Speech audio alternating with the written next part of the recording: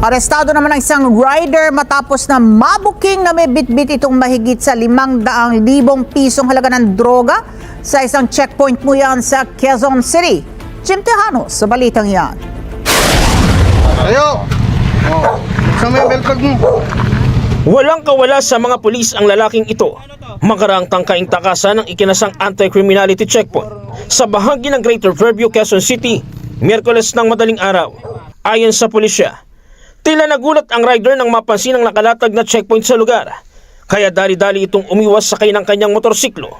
Sa sobrang taranta ng sospek, bumangga pa ito sa isang motorista, dahilan para masugatan sa binti at sa kanyang paa. Inaabol siya ng kapulisan natin.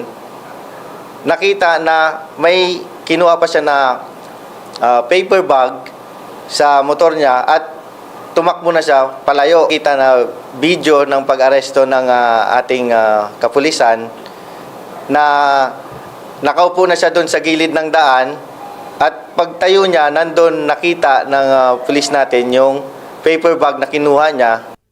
Sa isinagawang inspeksyon, na-recover mula sa kanyang ilang kontrabando na hinihinalang shabu na may timbang na higit 80 gramo at tinatayang nagkakahalaga ng 544,000 pesos na nakasilid sa paper bag.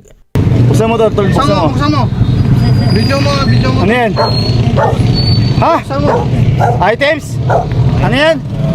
O, buksan mo. Ikaw magbukas. Buksan mo. Buksan mo to. Kaya pala nanganak mo ka. Buksan mo. Item pala ang dala mo. Anong items yan? Anong items yan? Ha? Bato.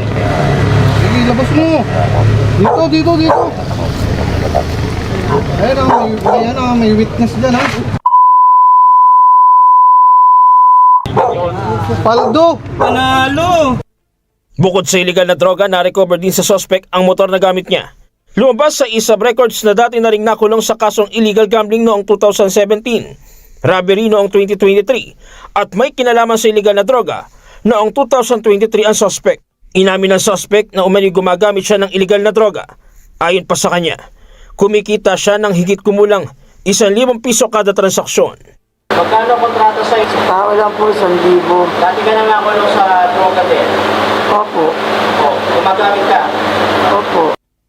Nasa kustodiya ng QCPD Police Station 5 ang suspect at mahaharap sa patong-patong na kaso, kabilang ang paglabag sa Section 5 at 11 ng Republic Act 9165 at kasong resistance and disobedience to a person in authority.